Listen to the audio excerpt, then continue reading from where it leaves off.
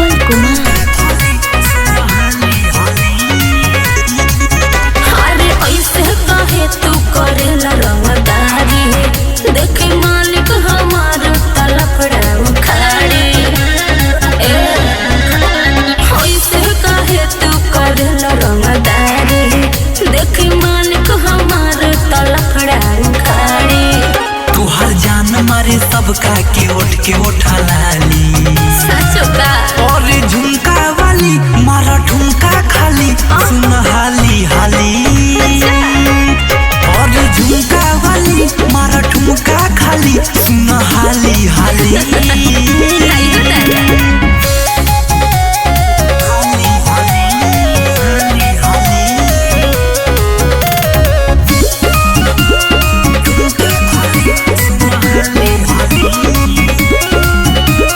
बतिया के काहे न बुझत हर बबुआ, अपना मनवा पर रखना गबुआ।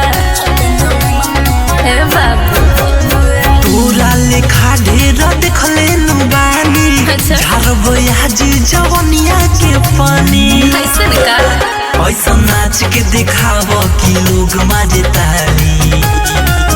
और झुमका वाली मारा ठुमका खाली सुन हाली हाली। और झुमका वाली मारा ठुमका खाली सुन हाली हाली।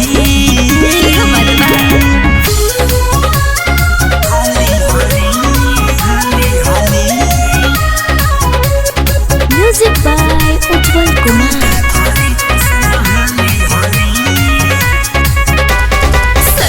सपने तो ऐसे न घुर रे, नहीं तो मुँह तो हर दे हो बतुर रे। अरे दादा इतना बात हो गई। सुनना मीठू मिसाइल पदे दन ध्यान हो, देखी के पागल भइल बावे समान हो।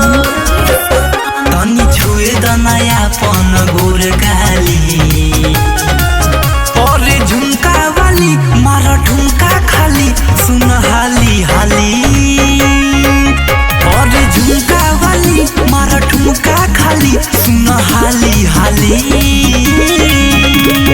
गीत संगीत रिकॉर्डिंग स्टूडियो दिल्ली।